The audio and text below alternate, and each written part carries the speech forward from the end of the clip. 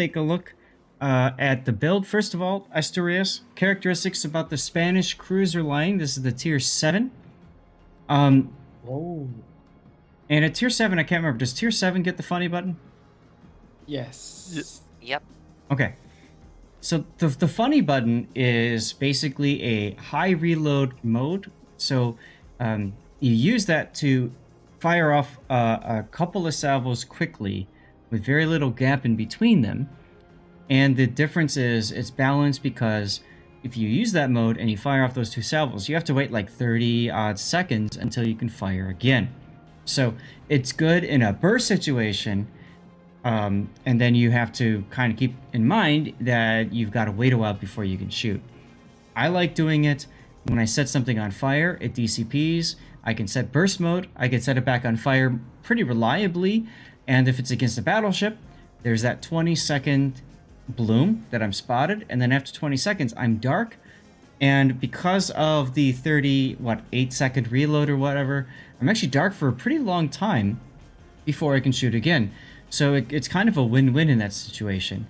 It's also helpful if you run into a broadside cruiser, push your funny button, and then AP the crap out of its citadel. But, I mean, you have to be prepared for that. So yeah, that's the Spanish cruiser line. These are 203mm guns. Sorry, what was that, Grunty? Stock ship. This ship is stock right now. And matter of fact, is this completely stock, Ironmillos? I think that is not correct. I think because that came from the missions, so it comes all of it research, and Here it I'm is. only grinding to get the tier 8 later when it comes out. That's fine. It was a glitch. I reloaded the page so that it wouldn't do my special dark mode thing and things would look proper again. So that's why it was as a mess up. So you've got the upgraded hulls and stuff like that. However, I'm curious, why have you not picked up your slot 1 or 2 modules? I lack credits.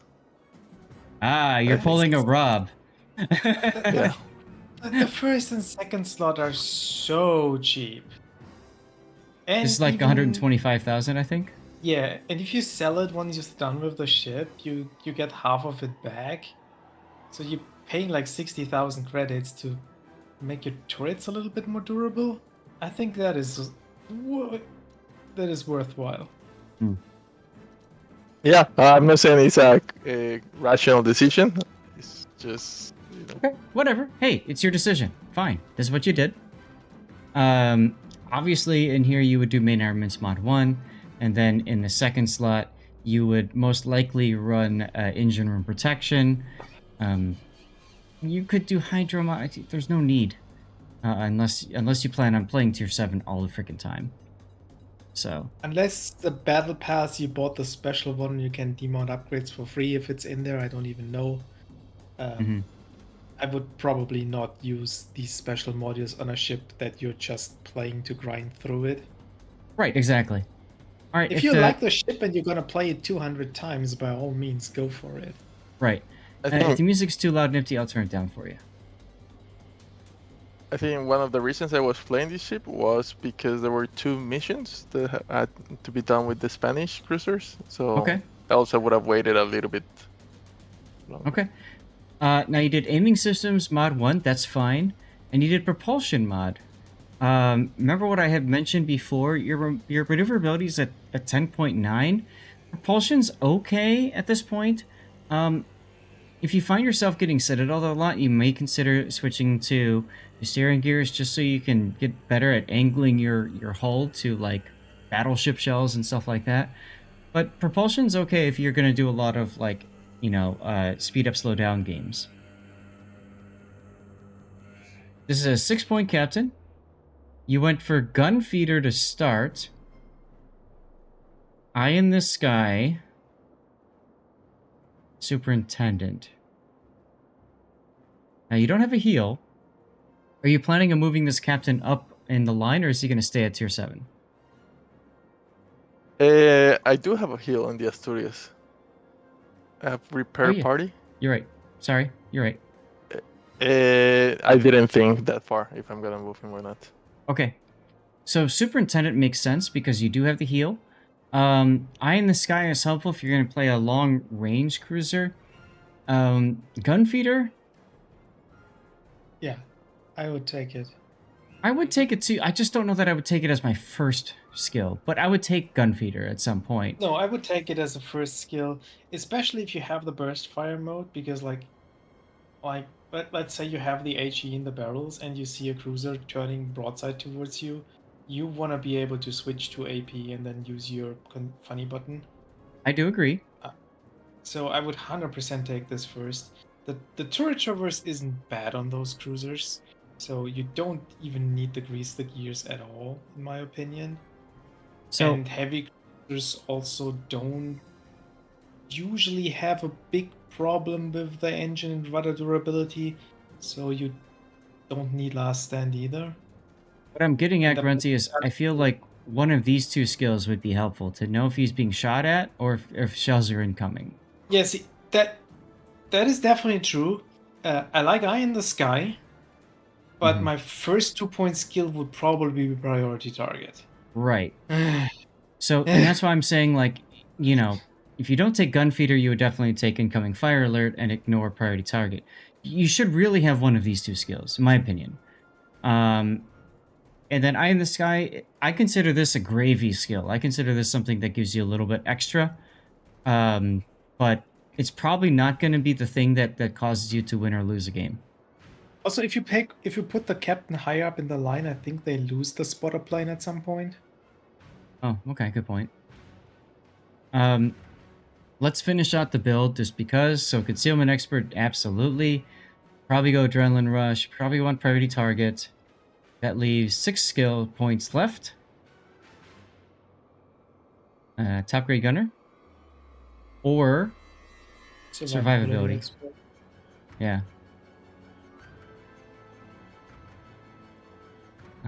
If you went with Top Grade Gunner... Take...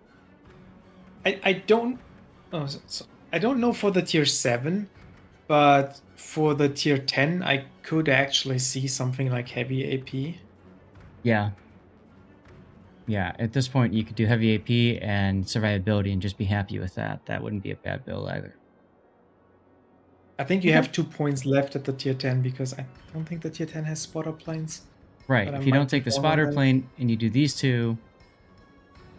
And then you can even take, like, I don't know, you could take your tier 1 skills with the grease the gears and the incoming fire alert if you really want to. Right. You play around. The thing with incoming fire alert on cruisers for me is, it's nice knowing when when they are shooting at you, but unless your maneuverability is really good, it doesn't really help you. Right. Like, I agree. Let's take, for example, a ship like a Moskva or so that is sluggish and takes forever to turn. Like, yeah, cool, they just shot me. The shell is gonna land in 10 seconds, and I can do nothing about it, even if I start moving now. So... Right. Right. Versus Priority Target, that allows you to start thinking earlier who can be shooting at me. Maybe helps you taking evasive action earlier, that sort of thing. So, okay, let's get to your... If you play something like... Yep, sorry. It's okay. I just don't want to spend too much time discussing the skills there because he doesn't have them anyway. So let's get to the skills. You've got Anti-Det, you've got Fire Chances for both of them, you got Heal Boost, you got Hydro Uptime, and you got Speed. So 6 out of 8 signals. You don't have to do more than that, of course. Consumables comes in handy. Fire Reduction kind of comes in handy. I might use one of those two or both of those. Whatever. It's all good. Let's take a look at your game. Now, Ironmillos, you said you're learning about shell types and stuff like that. So, do you want us to kind of focus in on like what shells you're using and when and stuff, or? Yeah, I think that would be good. I think our last or second to last replay that we saw together, my main issue was that I never changed to AP. Right. I remember that one. And in this one, I tried to do it a little bit more. Okay. So if you look at the lineup right now, Mm-hmm. I think you can AP pretty much every single cruiser if you get the broadside of them. Yes. And you will also do good damage with your AP if you shoot the upper belt on a Seton if it's broadside. And kind of the same with the Rook. Against Amagi and Northcal, I would probably, even if they show broadside, sticking to the HE. Or AP Bowstern. North Carolina, you can shoot the upper belt, no problem. Amagi, yeah, I think I typically stick to HE. Mm-hmm. Alright. Now you got yourself spotted, and you're using the funny button there on the Ship Smasher destroyer. That's fine. That is a very optimistic shot. Yep. But I mean, at the same yes, point... but he's not getting punished for it because he's not going to get anything to shoot for the next 15 seconds anyway. And he's also, like, so far back. He's already spotted anyway this whole time, so... If let me put it this way. If the carrier wasn't there spotting you, it would have been a bad idea to shoot. Because you give away your position. That's all. Yeah. Personally, I'd still just focus on just dodging any shots, because if you're going to get spotted, that's an invitation for battleships to shoot you. So make sure you know that people are not trying to shoot you. Ironmillos, you are stopping. Why? What are you trying to do here? Well, I saw that we had our DD already in the cap, so I was expecting their DD to come in. Now, why am I so much broadside to all the VPs? I don't know. But I think I just wanted to keep the line of sight to the cap. Okay, what I would have done here is I would have kept turning far left and started reversing towards the Rook. Because if you're reversing towards the Rook, you can back off if you need to, plus you're giving angle. That's when you pop that spotter plane, since you've already invested 2 points of skill points into buffing your scouter plane. I would absolutely put the plane up and start farming the Rook. Because he's in range. I would have honestly just left the cap at this point. Why? Because your destroyer just went into the cap and immediately put a smoke down and smoked up. That tells me this destroyer is worth absolutely nothing, and you're probably not going to do anything on this flank, because every time something is spotted, the destroyer is going to ruin it for you. Which is another reason I would kite away and just farm the Rook at max range. Like, my trust in this destroyer is at negative now. Now, and then I would finally, you could also go to the 8 line. You can go to B8 and start outflanking. Yeah. And you need to... Shooting the burst fire here is not good anymore. That's exactly what I was just going to say. I would not shoot the burst fire here. I would shoot regular, because regular you have better DPM. And what you care about in your initial salvos with this battleship is starting a fire and trying to convince him to DCP. Once he DCPs, then you switch to your funny button, hit him again. And because you weren't stopping and reversing, you can't control your angle on the Rook. He's going to get behind the islands at this point. Doesn't matter. Even then, after he comes back, I wouldn't automatically use the funny button. It's like, as long as you have clear shots and can continue firing, you don't want to use the funny button because it lowers your DPM. Right. So you just want to shoot every time. So you use the funny button just right before target goes dark, gets out of your range, or you can get the kill with it. But every time you could continue shooting, even if it's at a different target, you probably don't want to use it because you're just hurting your damage. The only difference is if you're able to set a fire reliably afterwards, or a couple Even fires, then, that could have an impact. Why not? Like, you could just shoot normally with your regular salvos and get the fire on the second salvo. That doesn't really matter. Like, to me, even if I get the time to maneuver. If I'm in the open, I get time to try to dodge what I would expect the Rook would be returning with. In other words, I'm not so busy trying to maintain a target lock and an angle while trying to move my ship. I can focus on one thing instead of both.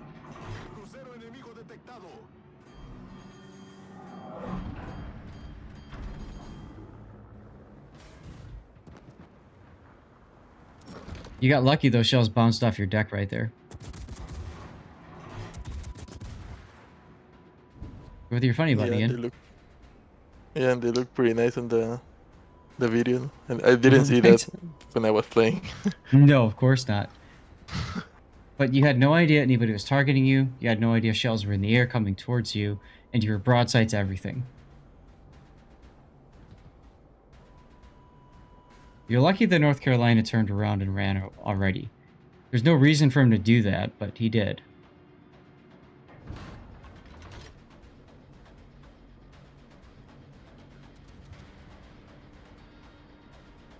So what's your thinking here, Ironmillos? What are you planning to do now? I think here I had no idea what to do because I did realize that the DD was not being that helpful. I thought the rook was gonna go flank, so I did not wanted to stay here. And I was getting, I didn't have anything on range apart from the rook. Okay. So you're basically searching for another target, right? You're just trying to find somebody else you can hit. Yeah, or not knowing what to do. At this point, I would be heading towards the A cap. I would be going towards Echo 2 because the enemy team is breaking through the A cap, and your Monarch and U-190 are basically on a timer. They will be dead soon. That's EM. Yep. And the enemy team is at the point now. Shimato just got spotted, but they were kiting away. So there was that option to try to kind of go down the B side and just use the islands as cover, but you're not. You chose not to do that, so we'll have to see what this does. Yep. All right. So Yes, you could have switched to AP here. He Yeah, does. that is. Yeah, but after he Yeah. fired, and Yeah. now and he fired with the funny button too. So now the switch is 20 seconds. So by the time that is done, he's probably not gonna be broadside anymore. Yeah, Shimato's already turned out. Hey, Lucius Fighter. I find personal experience, Ironmillos, unless I know a ship is broadside and I'm gonna come out and get a good hit on it, I'll do what you did and keep HE in the barrels. The difference is I would not have switched to HE or to AP when I saw that broadside Shimata, because you know he's gonna turn. Do you not like that particular piece of water or something? Yeah, I also was looking at it thinking, why did I do that? That was again here the opportunity to switch back to the AP though before you shoot. Like that's why you take gun feeder. Also, if you fired normally, you would have shot ship smasher one more time. Yeah, I don't think you've shot a single salvo so far that wasn't a burst. No, he fired like one salvo. That was a burst, non-burst.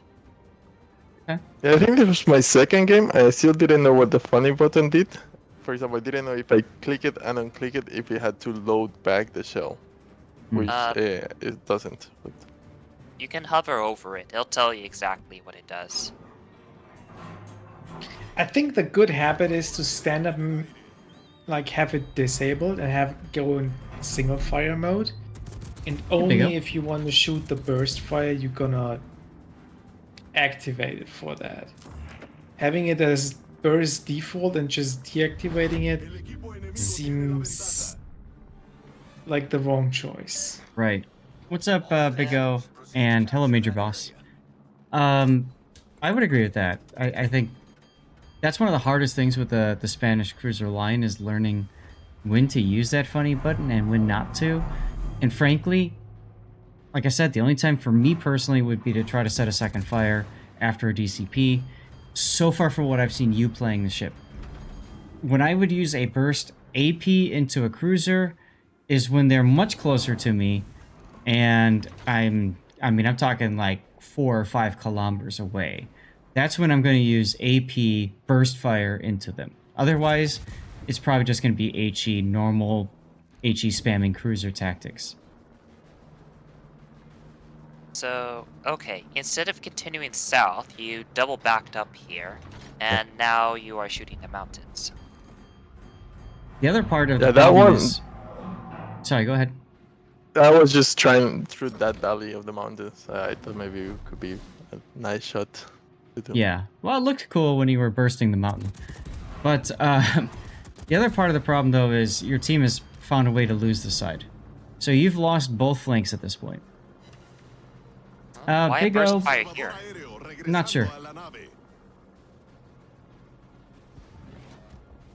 Burst fire here because at this point that seems to be the default right now, right? No, I think there the reason was I wanted to shoot, try to get the fire, and then just leave. You could have just had the kill with regular salvos. Yeah. I mean, you this- probably Ceiling. still get it from the fire, or Yep. not. You got it.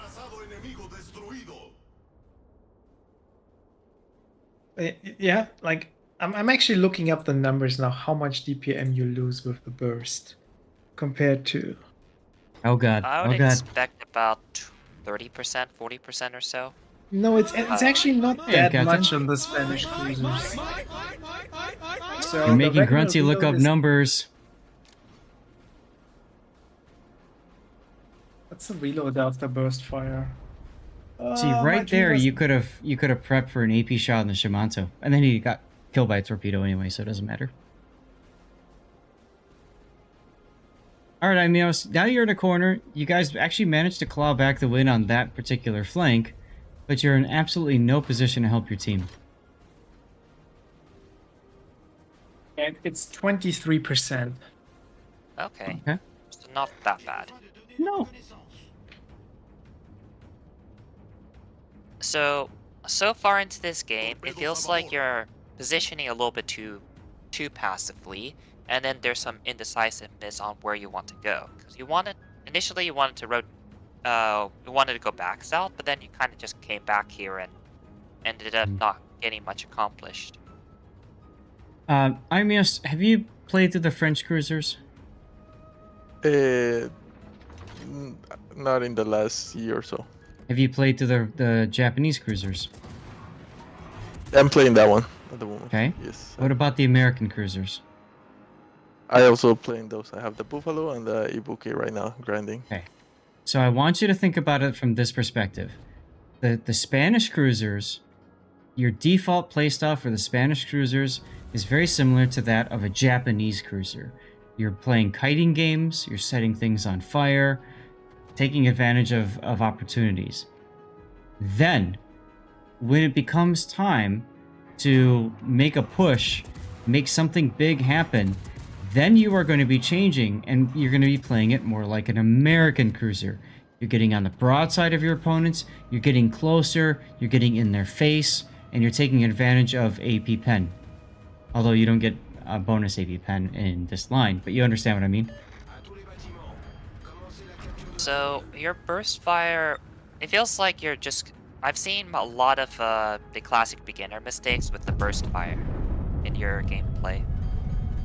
Yeah, I could totally see that. Yeah. So short, like you're not getting the most efficient use out of it. For example, on the Nuremberg, you shot too early when he was not angled, so Right. most of your shells didn't do much, and you were shooting too far away too. Like I said, that goes back to the American cruiser idea. You got to go for the broadsides to take advantage of those broadsides, and then you use the reload booster to just pump AP shells into your enemy. Nifty says you could use to play a little bit closer to islands. That's not a bad idea either. Again, Japanese cruiser playstyle, kite away, positioning, ready to move forward if you need to. American cruiser playstyle around islands. Pick one of those two, depending on the situation you're in. This ship actually doesn't need to use islands that much. You have a heal. That's true. You actually just saved the Zeiton there. Because you went behind the island? Yeah. Zeed's only got And- one turret in the front, so that makes sense. Also, the Spanish cruisers have quite good shell ballistics. Like, you might not be able to shoot over islands as easily as you think you can. Right. So, right there, you should have just backed up, angled a bit, and just finish off the Zeiton. There's no need to burst fire. In fact, at your level, I would actually avoid burst firing, burst firing to finish ships off, because you don't. I don't think you are comfortable with finishing off low health ships like that. Like, you don't have a full understanding of how much firepower they have. Which makes sense. It's a new ship, it's a new line, and Ironmillos has got a relatively low point captain. So he's working it up, right? It's new to him. Yeah, but I didn't understand the last word that you said. Fire priority or what was it? Basically, as you Firepower, get more, yes. yeah, you're not used to the ship, so you don't have a good grasp of how much damage you can reliably deal, and that's leading you to mess up a lot of finishing shots. Right. And this is where now you go to the kiting Japanese cruiser. Pop your scout plane, continue to shoot the Amagi from maximum range. You could stay with the burst fire here because you burst and then you go dark for a good amount of time. Keep in mind, you do lose DPM, but if you're the target the Amagi wants to kill, that's one way you can play games with him. Why are you not shooting at Maki? You've had like 5 minutes to do so. He was dodging the turret that came in. It's 2 shells. You have a heal. Yeah, Good I point. would not burst in this situation at all. I would just take my salvo every 13 seconds and be happy with it. And again, that is perfectly fine, and that's where you get the Japanese cruiser gameplay, right? Like just out, just Yep, flanking this away is- and whatever. But Yeah. what SIT was saying earlier is like, you need the experience in each ship to get an idea how much damage you do per salvo Mhm. on average, so you can calculate how much you will be doing with a burst, and if Right. that burst then is enough to kill the ship or not. And if you're not sure if it will be, it's almost always better to not shoot the burst.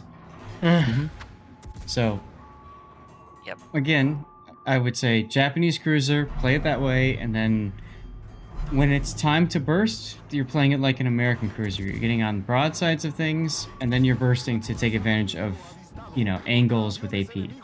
Otherwise, it's kind of a waste. I had the feeling with this ship that it was hard to like reverse. Like if I went forward, stop, and reverse, it just felt like it wouldn't react that much. I'm not sure if that's true or it was just. I mean, you've got propulsion module, so you can stop and you can verse, and then when you head forward again, you speed up really quickly. So it makes it really good for kiting away. In addition, you have only used 2 of your spotter planes, and you've spec'd into spotter plane with your commander skills. So you get 2 extra uses, and the spotter planes are available much quicker. That being said, propulsion I've only seen mod- you use it twice. Doesn't No. help you slowing down. No, it doesn't. It helps you when you speed up, though. If you shot That's the true. Amagi earlier, like if you opened it up as soon as you were in position, you would have killed him. He's down at 5k HP. Somehow the enemy team is throwing this game, which is great for Yeah. you. Now you're spotted while you're coming out like this. The Amagi knows that you are here, and the Amagi wants to kill. He's not going to go into the A-cap because you are spotted and he knows where you are. That's good. Right. Torpedoes would be absolutely what I would be using here. There you go. This Amagi is maybe secondary burst? spec. Why are Interesting. we bursting here? Well, we've already established that he defaults to bursting, so there's no need to keep asking him, in my opinion. Yeah, I think here the reason was I thought I was gonna die right away. So I thought, well, let's just throw the torpedoes. Let's also- get. You're at 7 kilometers. You could have burst in with AP at the very least. I was just gonna say that he's broadside to you as well, so if you really thought you were gonna die, I might have used that opportunity there to switch to AP and then just burst him. Fortunately for you, he takes all of your torpedoes and dies, so yay! Where will you shoot with AP on the Amagi? Like on the Upper bow? belt or Upper bow. belt. Yep. Amagi, remember, so Amagi's got 32mm torpedo protection around his outside, so you could actually penetrate the torpedo protection. I don't remember, does that cause damage? It used to. I think they changed it, didn't they? It does not. Yeah. If it explodes inside the torpedo protection, and 0 damage. It has to go Pass that, and then pass the belt armor. Once upon a time, they tried changing it so that it would do that, and then those particular ships really suffered hard. So I think Wargaming changed it back.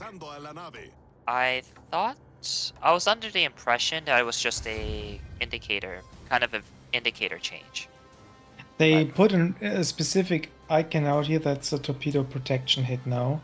Right. And they did this to clarify when you get a hit that didn't deal any damage, to tell you why you didn't get the damage. But what I'm saying is that there was at least one patch cycle where Wargaming allowed for penetrations of the torpedo belt or the torpedo bulge to cause damage like a normal pen would or whatever.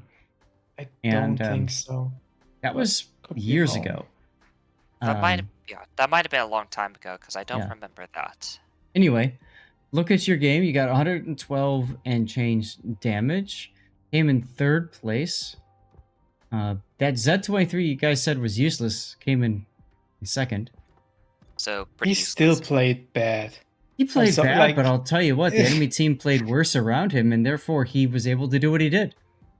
So, congratulations. I mean, it's a random battle. That happens, you know? Yeah, I'm happy. I think this was my second game on this ship because I think you get a 6-point captain, right? Yep. Yeah, So I think this was my second game. I did not understand the F thing. I think I asked in a stream, Yeah. and yeah, I think I played now a little bit better. But what you guys say, I could see it right now. Like I have no idea where I'm going. Yeah, I'm Mhm. not. I'm using too much burst mode, Yes. and like I would have never thought about shooting AP on the Amagi. That I would have thought I would have bounced everything. you got pretty lucky there in the end. Like you should have probably died there, but you didn't. Honestly, with that Amagi, I can totally understand the indecision about what do I shoot the Amagi with. I probably would have kept HE in the barrels too, figuring the Amagi was just going to barrel straight at me. But for whatever reason, the Amagi decided to turn out, maybe to bring all guns to bear, or maybe just because he wanted to take all your torpedoes.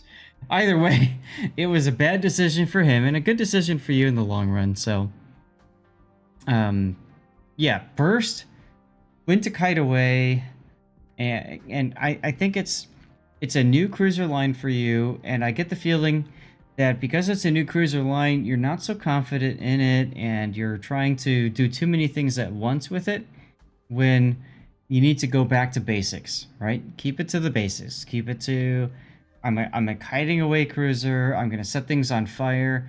When things get close, I'm going to get close. I'm going to use AP and use my burst in them. But otherwise, I'm going to use my my scout plane to its advantage, shoot things from ultra long range, use my propulsion module to dodge quickly and easily as I'm reversing, going forward, etc. And just be a total pain in the butt. Right? I think what you mentioned about thinking about it like in rule of thumb, play as a Japanese cruiser at the start, and maybe later on like as a American cruiser. I think although I'm really bad at Japanese cruisers, at least it gives me the idea that I know where this ship belongs on the map. And after you say that, here in the mini map render, I see, well, a lot of these are not where I would have been with a Japanese cruiser. Exactly. It's more like a Soviet cruiser or something like that. Right, which you don't have the armor to play like, and the gun ballistics don't really complement that either. So I would definitely put it more closer to Japanese or French cruisers than anything else.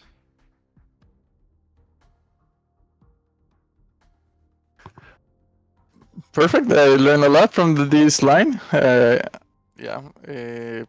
will try it again this week or this weekend, and I'll see if it improved my score. I know I did some damage there. I did stay alive, but I could have done a little bit better. You came in third still have room to place. improve. You got room to improve, but you came in third place. Like, you should still feel good about this game, you know? If you like them and you have a little bit of commander XP left, I'd suggest you maybe get this captain to 10 points ASAP to get the concealment. Mm-hmm. It does help a lot. Especially at Uh, 8 and up, because at 8 you get the concealment module, which really helps. I think your concealment actually jumps up a bit just to partially compensate, so maybe not all that good. Hmm. But it also has an impact on shells Actually, being fired at you. the tier 8 only has 400 meters worse concealment than the tier 7. Hmm. Oh, So it will actually go significantly down. Yeah, okay. exactly. I was thinking of a different ship then.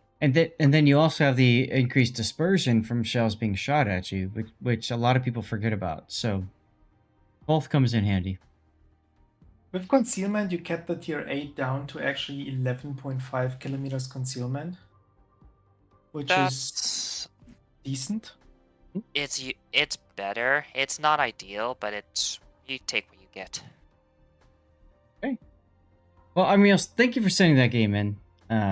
It's a great opportunity for a lot of people to learn this game and this the ship line. So it was really good to First, dissect.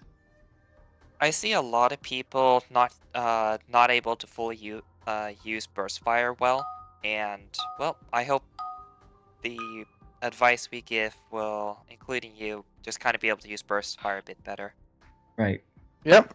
I think that it was all really good, the analysis from you guys. So I'll hopefully put in practice on my next games. Thanks a lot. You're welcome.